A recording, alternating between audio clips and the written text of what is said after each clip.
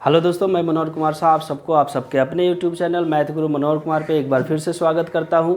चलिए, आज हम निर्देशांक ज्यामिति के चैप्टर नंबर 7.3 का क्वेश्चन नंबर 2 से आगे करना शुरू करेंगे। इसके पहले वीडियोज में निर्देशांक ज्यामिति का जो चैप्टर नंबर 3 था, जिसमें त्रिभुज और त्रिभुज का क्षेत्रफल पढ़ना था, उसका हमने बेसिक कंसेप्ट उसका पढ़ा था और क्वेश्चन नंबर 1 भी किया था। आज हम क्वेश्चन नंबर 2 से आगे करना शुरू करेंगे। और एक सूचना, वे विद्यार्थी जो 10वीं की परीक्षा अब की साल देने वाले हैं, अर्थात 2022 में देने वाले हैं, उनके लिए तैयारी अभी से शुरू कर दिए हैं।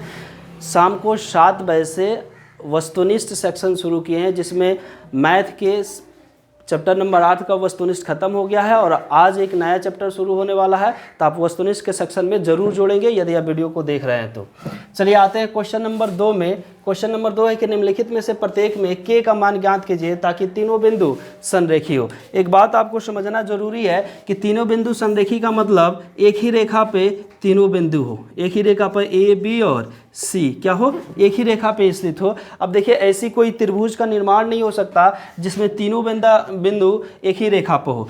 जबकि त्रिभुज हम बनाएंगे, त्रिभुज इस प्रकार का बनेगा, इसमें तीनों बिंदु देखिए अलग अलग जगह पे स्थित है, लेकिन हमें क्या कह रहा है कि तीनों बिंदु एक ही रेखा पे स्थित हो, अर्थात संरेखी हो। और ऐसी स्थिति में जब त्रिभुज के तीनों बिंदु अर्थात कहे तीनों शीर्ष बिंदु एक ही रेखा में स्थित हो, ऐसी स्थिति में उस त्रिभुज का क्षेत्रफल हो जाएगा 0। त्रिभुज का क्षेत्रफल क्या हो जाएगा? 0। अब इसी से हमारा ये सवाल बन जाएगा, लेकिन ये बात याद रखेंगे क्योंकि चाहे आपका वस्तुनिष्ठ का सवाल हो, ऑब्जेक्टिव का हो या सब्जेक्टिव में सवाल पूछे, इसी टाइप के आपसे सवाल पूछा जाता है एग्जाम में। तो आते हैं क्वेश्चन पे। सबसे पहले हम मान लेंगे कि माना ए बी तथा सी त्रिभुज ए बी सी के शीर्षों के निर्देशांक है। ये सवाल में था, ये तीनों बिंदु के निर्देशांक दे रखा है। ये सवाल 2 है, इसमें भी तीनों बिंदु का निर्देशांक दे रखा है। अब देखिए, इसको x1 y1, इसको x2 y2 और इसको x3 y3 लिख दिया गया है, पहले से ही लिख दिया गया है। चलिए, दिया क्या है कि तीनों बिंदु संरेखी है, और जब तीनों बिंदु संरेखी हो जाएंगी ऐसी स्थिति में त्रिभुज का क्षेत्रफल 0 हो जाएगा। अब त्रिभुज का क्षेत्रफल का हमें सूत्र लिख देना है। चलिए आते हैं त्रिभुज के क्षेत्रफल पे। त्रिभुज का क्षेत्रफल होता है 1/2 गुने x1 into y2 minus y3 plus x2 into y3 minus y1 plus x3 into y1 minus y2।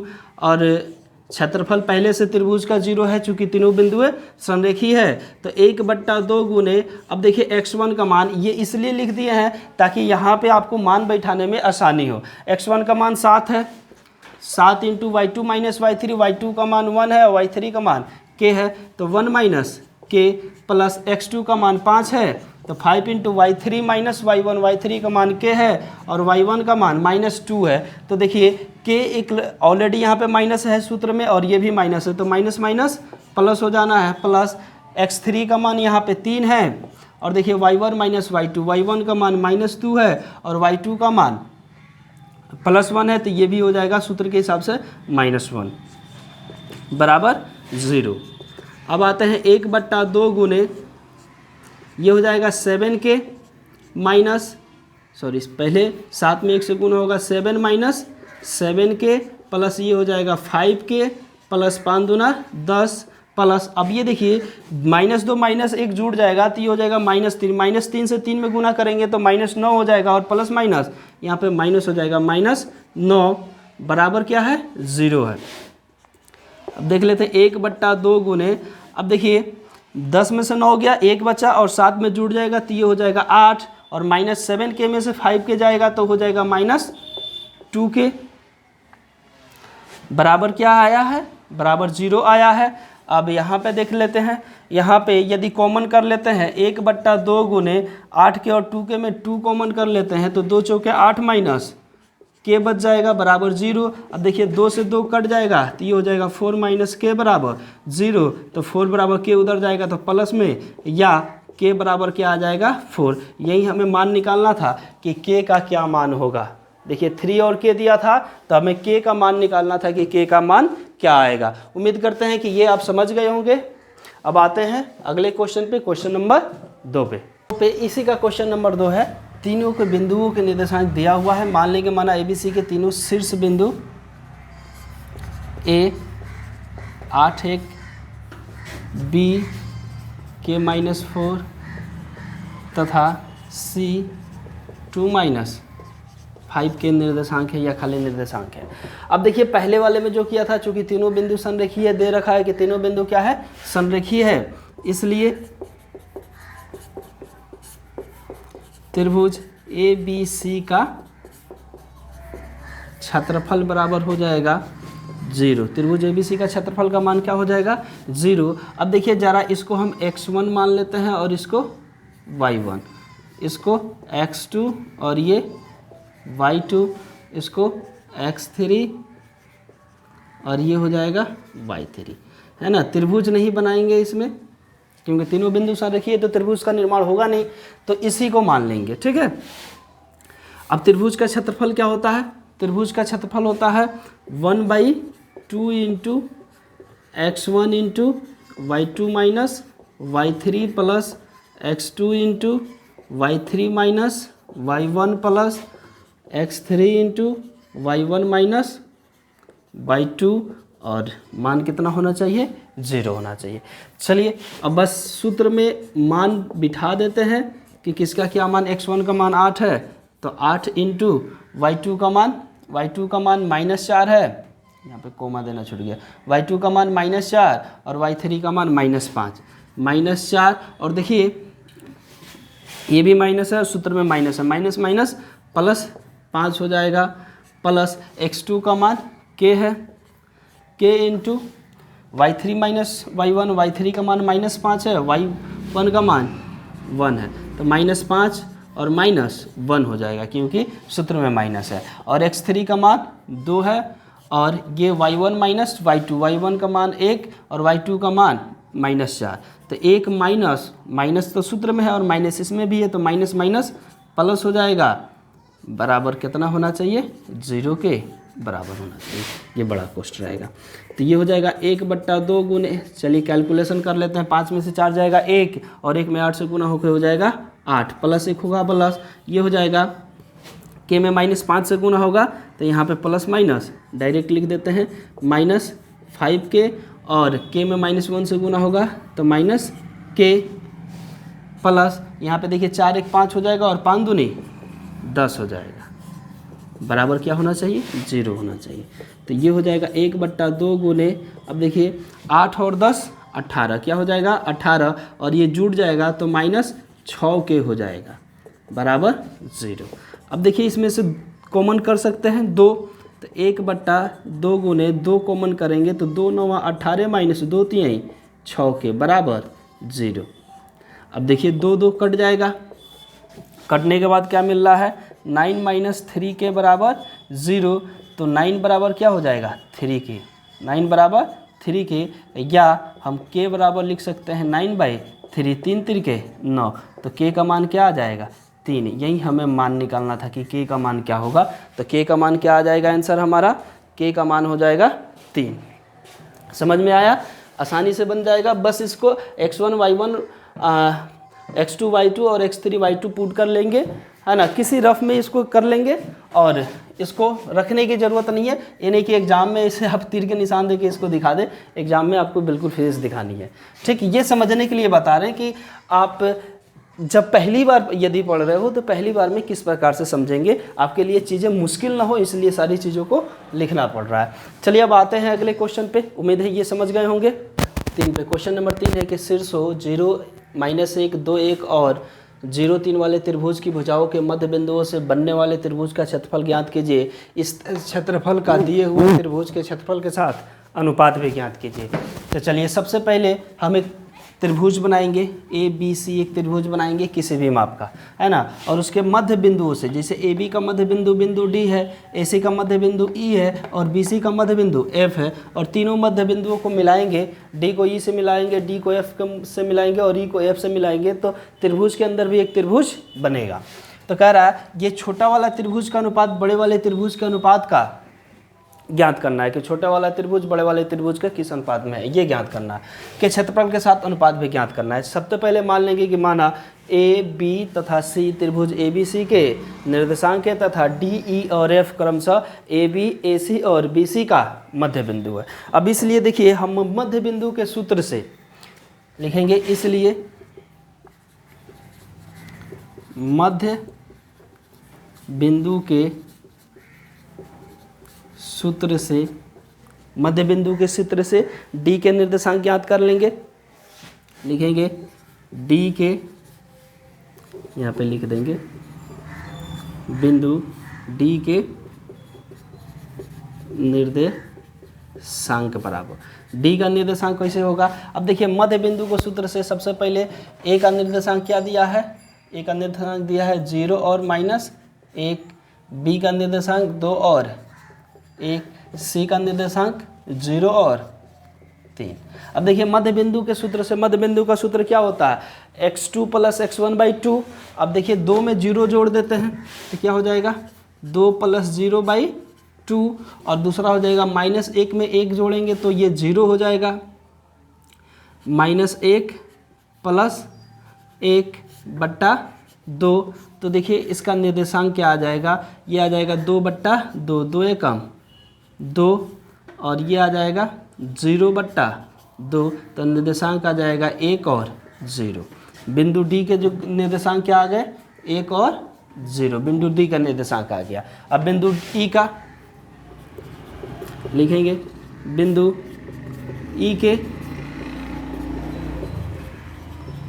निर्देशांक बराबर उसी प्रकार से कर लेंगे, x अक्ष को जोड़ लेंगे और y अक्ष को जोड़ लेंगे तो ये हो जाएगा x2, ये हो जाएगा x1, अर्थात 0 + 0/2, और ये हो जाएगा 3 + -1, तो ये हो जाएगा 3 - 1/2, तो ये हो जाएगा 0/2, और ये हो जाएगा 2/2, 2 एकम 2, तो ये आंसर हमारा निर्देशांक क्या आ जाएगा 0, 2 से 0 में भाग देंगे 0 और 1, ए का निर्देशांक क्या आ गया 0 और 1 आ गया। अब एफ का निर्देशांक तथा बिंदु एफ के निर्देशांक बराबर, एफ का निर्देशांक कैसे निकलेगा। अब देखिए ये बी सी का मध्य बिंदु है तो बिंदु बी और सी से निकालेंगे, 2 में 0 जोड़ेंगे, 2 + 0/2, और ये हो जाएगा 1 में 3 जोड़ेंगे, 1 + 3/2, 2 में 0 जोड़ेंगे तो ये 2/2 हो जाएगा, और ये 4/2 हो जाएगा, 2 दूनी 4 और 2 एकम 2। निर्देशांक क्या हो जाएंगे इसके निर्देशांक हो जाएंगे 1 और 2, तीनों का निर्देशांक निकल गए, इसका निर्देशांक 1 और 2 आ गया। अब दोनों त्रिभुजों का क्षेत्रफल निकालेंगे, लिखेंगे अब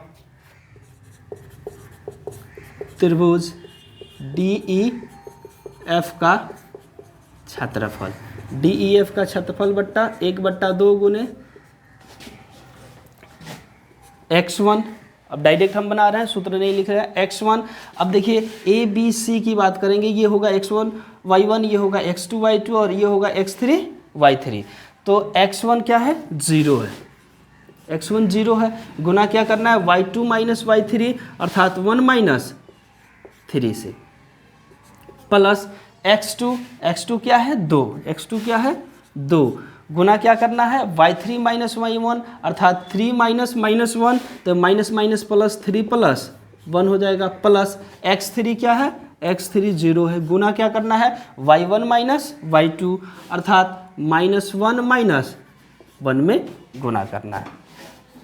तो देखिए क्या आएगा, इसको आगे बना लेते हैं, 1/2 गुने, अब देखिए 0 से यहाँ पे कुछ भी घट के आए ना, गुना करेंगे तो 0 ही होगा, तो ये हो जाएगा 0 प्लस ये हो जाएगा 3 1 4, 4 दूना 8, प्लस फिर देखिए 0 से कुछ भी गुना हो तो क्या हो जाएगा 0, तो ये हो जाएगा बराबर 1/2 गुने 8, तो हो जाएगा 2 चौके 8 बराबर क्या आ जाएगा 4 वर्ग मात्रक। ये किसका आ गया, ये DEF का क्षेत्रफल आ गया, तथा त्रिभुज ABC का क्षेत्रफल, सूत्र यही होगा 1/2 गुने, है ना, x1। अब इसके लिए देखिए x1 क्या हो जाएगा, सॉरी ये DEF के जगह पे हम ABC का निकाल दिए, तो यहाँ पे पहले ABC ही लिख लीजिए, ABC का क्षेत्रफल यहाँ पे निकाल लेते हैं, DEF का क्षेत्रफल, ABC क्योंकि हमने निर्देशांक इसको ले लिया था इसलिए AB का क्षेत्रफल आ गया था, ठीक।